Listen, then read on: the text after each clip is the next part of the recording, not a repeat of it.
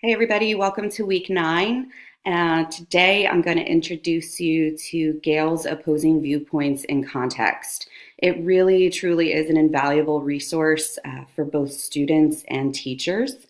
The In Context suite that Gale offers combines a user-friendly interface with current content in various forms.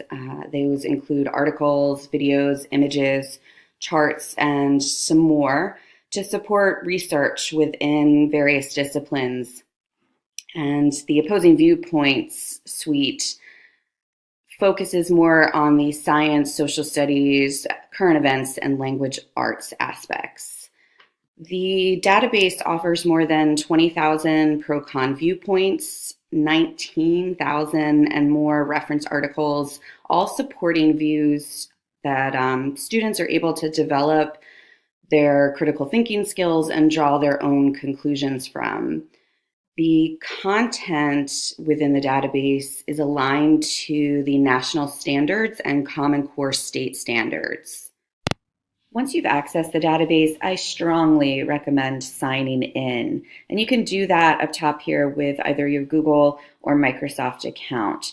I'm not a Microsoft user, but I can speak to the Google side of it, that there are some really cool features that I will get into a little bit later in this tutorial.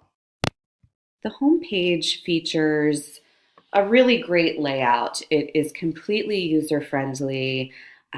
Across the top here in this white section, they always highlight featured issues, which are relevant to things that are hot topics across the nation and often throughout the world.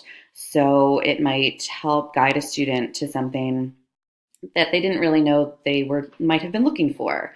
And down below, it breaks it down by discipline. So like they have the sections here on business and economics, health and medicine, which you can go to select to view all and get a little bit more to choose from within each of these disciplines. One thing I'd really like to highlight here too is that the database is updated quite often, and they like to pinpoint and show you exactly what's been updated by marking here these little green and white signs. So we know that white collar crime has recently been updated. So it's a pretty cool feature.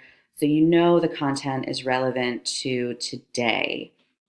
From the homepage, you can also expand your issue search by browsing here.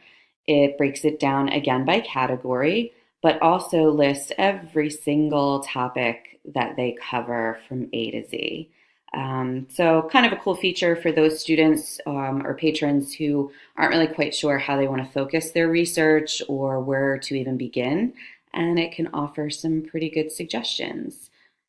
From the teacher side of it, back up top here, you can select your curriculum standards. So I'm not a teacher myself, but let's just say I wanted to search our state standards here in New Jersey and looking at it from the subject here. So if I were a language arts high school teacher and I know that I am looking into my 9th and 10th graders and their writing skills, I can see exactly where I am in the curriculum. And within each of the bullet points here, it will offer links to various different subjects within each standard. So a pretty cool feature if you're teaching a particular part of your curriculum and want to search that way. So I thought that was pretty useful. When we go back to the home page here, or truly from really any page on this site, students or patrons, teachers alike, can do basic searches. They can search by keyword, phrase. They can even implement Boolean operators from this basic search if they would like to. So let's try out a little one here just so you can get an idea of what it looks like when doing a specific search. I'm going to use a Boolean operator with gun crime and laws. So we'll just click enter. And on the right-hand side, you can see that it breaks it down by the style of material returned to you in your search, and it shows exactly how many pieces there are. So maybe I know that I just want some news articles for this particular search, and I can even break it down a little bit further here, which is a cool thing. So I'm in news articles, but maybe I need, I don't know if this will work, but let's try new legislation. And you can see that it brought it down a little bit, and maybe that can help a student get a little closer to what they need. But I thought it was cool that you can even do a further search within your search results. Let's try that basic search again, and I just wanted to highlight a couple of things that I thought were cool. So opposing viewpoints, that's the gist of it. It is trying to offer various viewpoints to help students develop their critical thinking skills and maybe to see opposite sides of an argument that they might lean to one side. So these first two here are really cool, and it highlights what I'm talking about perfectly. Permissive gun laws will reduce crime. Restrictive gun laws will reduce crime. So you're kind of getting two differing sides of an argument, which is a very hot topic right now. But this is what it will do for all of the searches.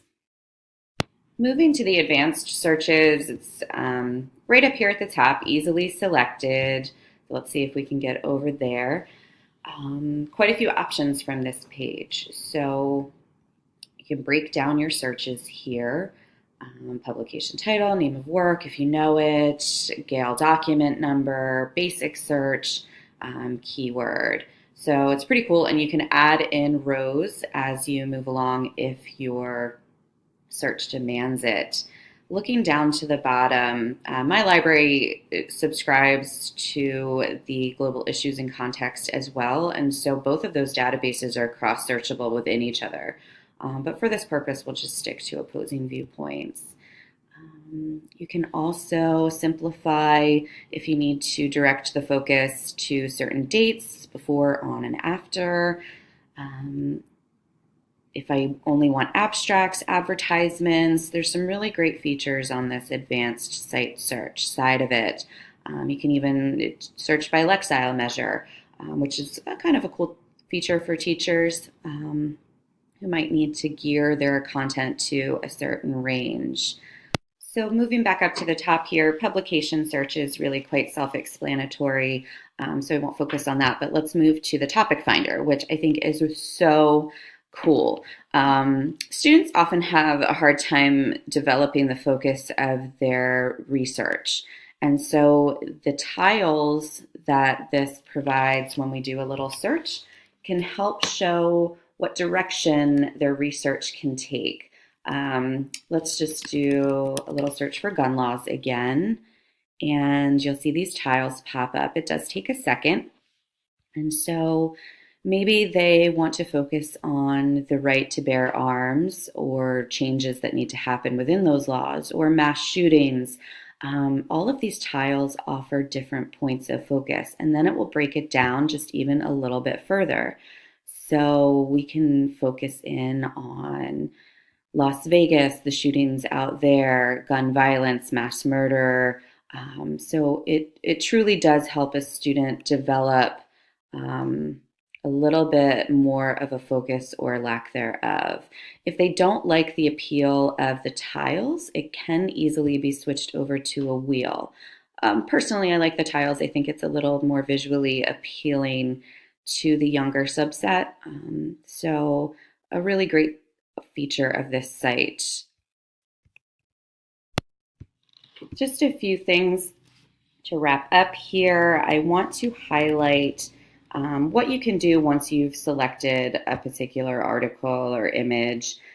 So I've opened up this article here, and from the citation tools, you can directly import or export rather your citation for the articles you're choosing. My school uses Noodle Tools, so I'll just quickly show you how easy this is by selecting export. It brings you to a screen like this where you can make changes to your citation or not.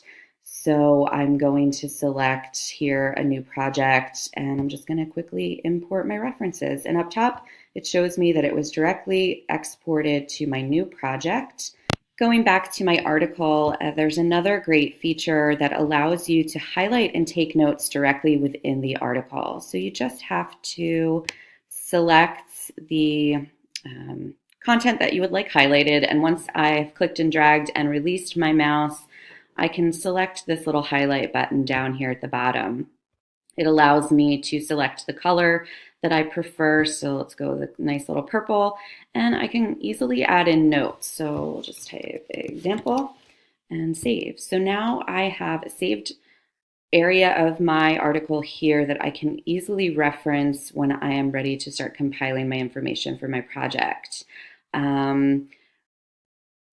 Once I've done that and I've marked up everything that I want to, depending on which platform you use, you can send it directly to your drive. So I use Google, and you have to be logged in for this to happen, but it has automatically sent my document right into my drive, which is an excellent feature. It does, within the database, have a save to my folder. Once you're logged in, that's great. But if you log out and come back in, the material will not be there. So I definitely recommend highlighting and saving to one of your personal drives where you know the content will be permanently. One last little thing for teachers or librarians alike, if you use Google Classroom, once I have an article open like I do here, I can just go back up to the top and select the classroom icon, and I can share directly to any of my classes that I have set up. I've created a 530 example class here, and so you can see the various actions you can create with just this one particular document. I can create a material, make an announcement, ask a question, or create an assignment. So super easy. It doesn't take scanning and saving and editing, just a few clicks of a button and you have an assignment created for your class. So there's so many other things that I could speak to within opposing viewpoints, but I will stop here. I do strongly recommend this for high school libraries. It is extremely user-friendly. I hope I haven't confused anyone here today. And if you get the chance, take a little time to explore if your library subscribes to the Gale suite. Thank you.